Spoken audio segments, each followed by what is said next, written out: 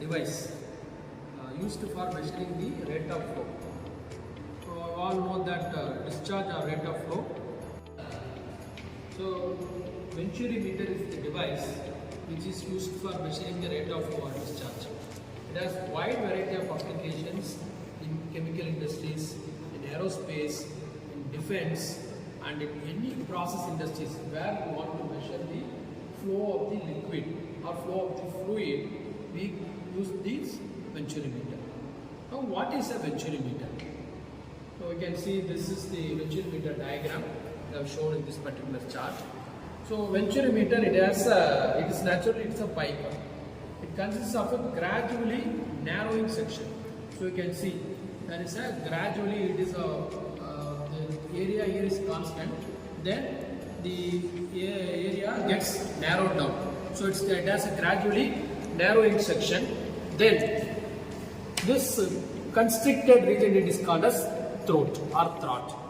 Then it again expands. Then it again expands. So it has a gradually narrowing section, then a constricted region called throat, and then a wider region. So this is a Venturimeter. Now, how it is used for measuring the rate of flow? This is a simple concept this Venturimeter applies the principle of Bernoulli's equation and continuity equation. When the fluid enters the pipe and enters the Venturimeter, it first enters the narrower region. So when the fluid enters the narrower region, its velocity increases. Its velocity increases, which results in decrease in pressure. Because as per Bernoulli's equation, when the kinetic energy head is increased, there will be a decrease in the pressure head. So the same thing happens here. This narrower region results in increase in velocity, which decreases the pressure head. And again, when it goes to the wider region, the velocity decreases and pressure head, the vice versa happens. Now we are going to tap this pressure tapping at 2 points. One is before the narrow region and after the narrow region. And this pressure tappings are connected to a U-tube manometer or a differential manometer, which measures this pressure difference. And this pressure difference is now correlated to the rate of flow. So this is the principle behind using of the Venturimeter to measure the rate of flow. I explained you the concept of Venturimeter. Now we will see the practical working of the Venturimeter. Now we are going to measure the flow of water through this pipe. So for that, what we have done is I have fitted a Venturimeter and particular area of the pipe. And I have two pressure tappings, one before the narrow region of the Venturi, another at the constricted region. So there are two pressure tappings I have done here, and this is connected to the pressure tappings are connected to a U-tube manometer. And I have a tank for measuring the volume of water that is flowing through the pipe in order to measure the rate of flow. The demo of this Venturimeter. Now you can see that here now the level is same in the both tubes. Saga, you just rotate it one.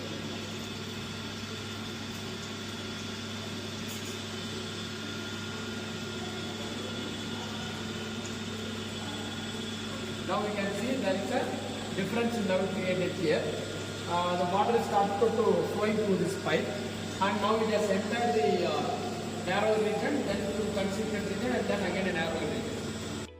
So as the fluid starts to flow through the Venturi, through the narrow region, and then enters the constricted region, what actually happens, Archana? Sir, according to Bernoulli's equation, when the fluid flows through the narrow region, the velocity increases and the pressure decreases. Yes, that's correct. So the velocity increases and pressure decreases. So what happens when it again goes to the wider region? The pressure increases, velocity decreases. So here the velocity increases and pressure decreases, and through this region the pressure increases and velocity decreases. So this creates a pressure difference here. And you have two pressure tappings.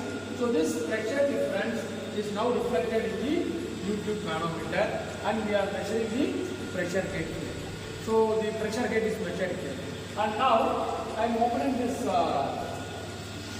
valve, you can see now this tank is getting filled with water, and the amount of water filled in this tank can be measured using this particular scale.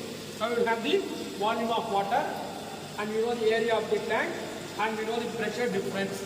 Now using this Bernoulli's equation, which is P by rho G plus V square by 2G. Again, the pipe is horizontal, there will not be any potential there.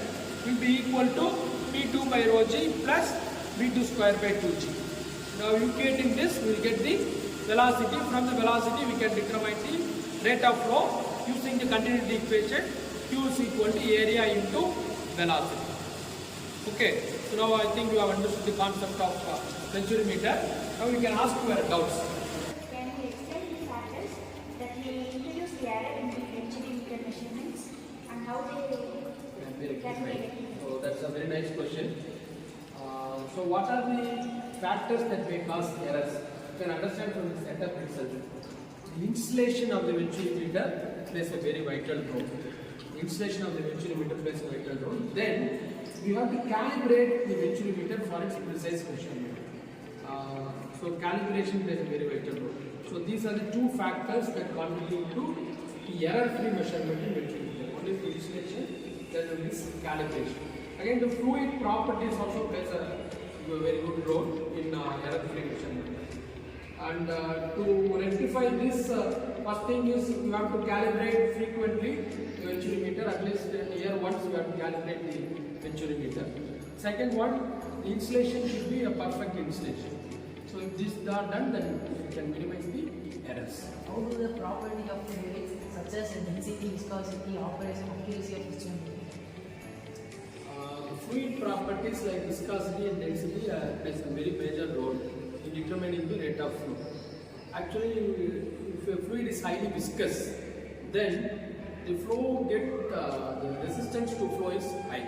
So when there's a resistance to flow, then that will affect the accuracy of the Venturimeter measurement. The second one is you said about density.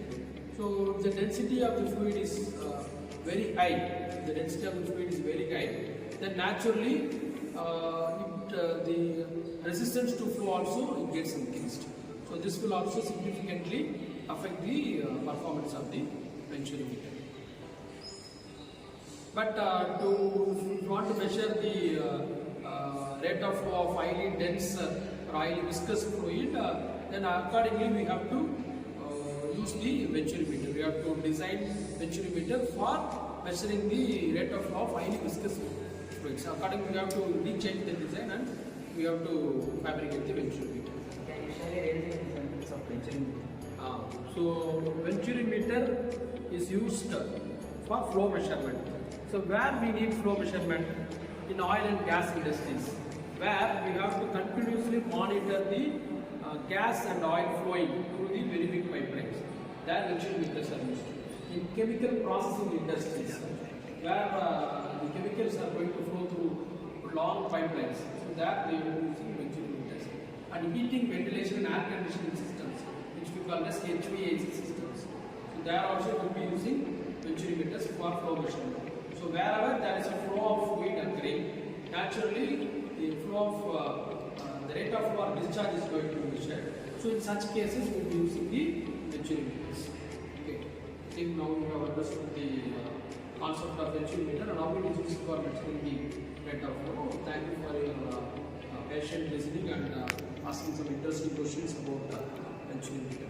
Now we will go and have a small break. Thank you.